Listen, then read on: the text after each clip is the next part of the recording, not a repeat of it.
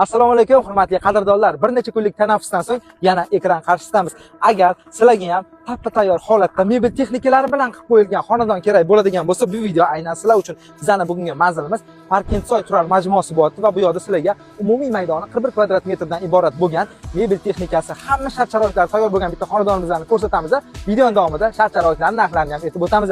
Demak, sizlarga aytayotgan mulkimiz Parkent dehqon bozoridan pastga qarab tushib kelganinglarda birinchi domda bo'lyapti, 5-qavatida. Hozir birgalikda shu yerga chiqamiz va shart-sharoitlarni o'rganamiz.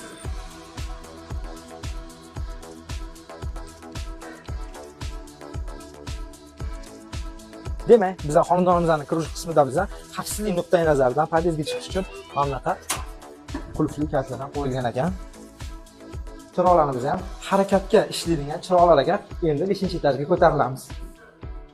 Demak, xonadonimizga ham chiqib oldik. Birinchi tashqarini aytib o'tadigan bo'lsak, tepada xonadon uchun mo'ljallangan Wi-Fi'lar tushirib qo'yilgan, alohida xonadon uchun gramofonlarni ham ko'rishimiz mumkin. Endi ichkarini sizlar bilan birgalikda ko'ramiz. Bismillah. Kirishimiz bilan xuddi shunaqa yorug', shinam koridorni ko'rishimiz mumkin. Bu xonadonimizni boshqa xonadonlardan ajralib turadigan bitta ajoyib jihati bor. Uni hozir sizlarga ko'rsataman. Bunaqa manzara hamma joyda ham uchravermaydi.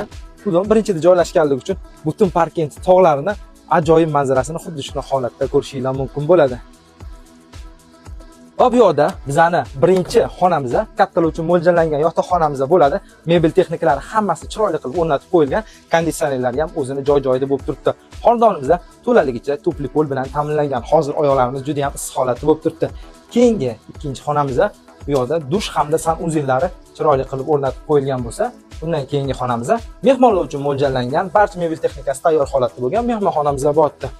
So'nggi xonamiz albatta ayollarimiz uchun mo'ljallangan shinamgina oshxonamiz bo'ladi. Bu yerdagi barcha mebel texnikasi hali dinday deysizlarmi, triush mashinasi, gaz plitalar hammasi shu yoni o'zida qoladigan bo'lib turibdi. Demak, sizlar bilan umumiy 41 kvadrat metr maydondan iborat bo'lgan barcha mebel texnikalari tayyor holatda bo'lgan xonadonimizni ko'rib chiqdik. Hozirda mulk egalari ushbu tayyor mulkimiz uchun 42 ming so'rashyapti. Past tarafda mulk egalarini aloqaga chiquvchi nomerlarini qoldiramiz. Bemalol aloqaga chiqib narxlarni yana ham kelishtirib olsanglar bo'ladi. Lokatsiyasi doimgidek Telegram kanalimizda. Bizdan yanada ko'proq kutib qolasizlar. Uybor Parkent kanali maxsus sizlar uchun. Rahmat.